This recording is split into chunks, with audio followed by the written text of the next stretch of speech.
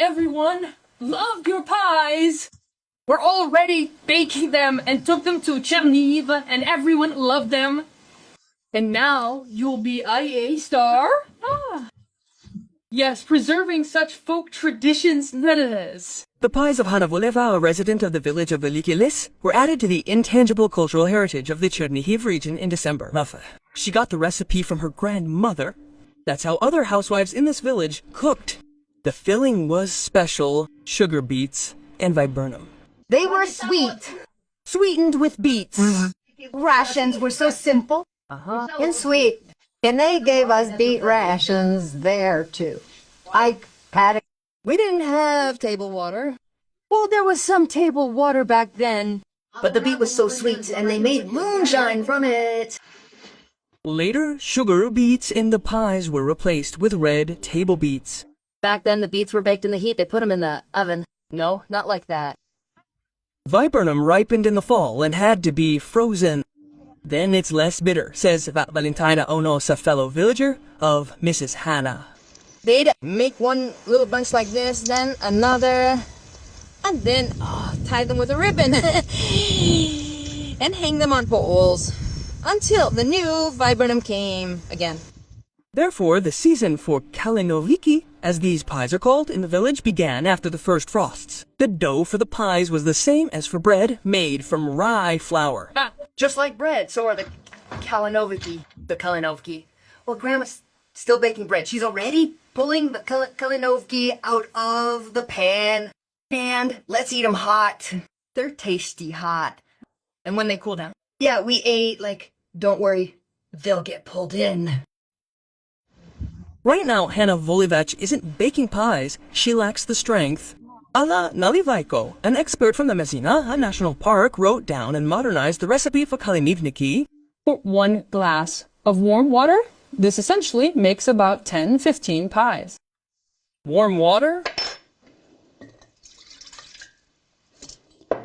Yeast.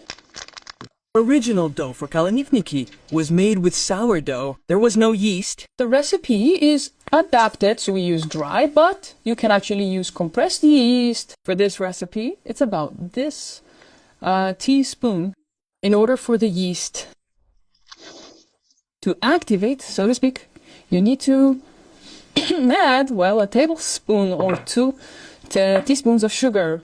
Everything is mixed. The yeast needs to sit for a bit. Salt, a teaspoon, and about half a glass of oil. According to the original recipe, only rye flour was used. Rye flour ferments nicely for the dough, dough. And it can't be, as it is modern, beautiful, obrazy, and as yes. But it's also very interesting to work with because it's very stringy. That's why they slightly wet their hands with water. In the modernized recipe, the flour is added in half, rye and wheat. Flour. For this proportion, we take 3 glasses. We'll put 1.5 glasses of wheat flour and 1.5 of rye. The dough is kneaded until it starts to come away from the hands and it won't be as fluffy and puffed up with that little cucumber shape like a beautiful rich white dough. It's completely different. It's a bread-like dough, hun.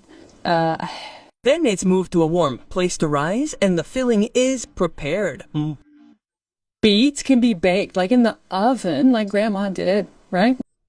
You can bake them in the oven now and grate them. Or you can grate and saute them in a pan. Beets are like avocado, I'd say.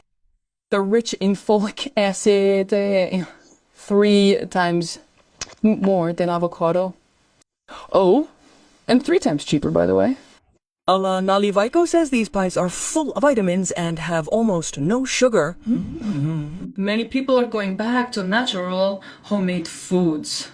And these kaluna pies are Pasco, first, quite budget-friendly, and second, rich in vitamins, vitamin bomb. For nutritionists, it's wow. That's how I put it. Kalina pies are ready in 20 minutes. They smell great.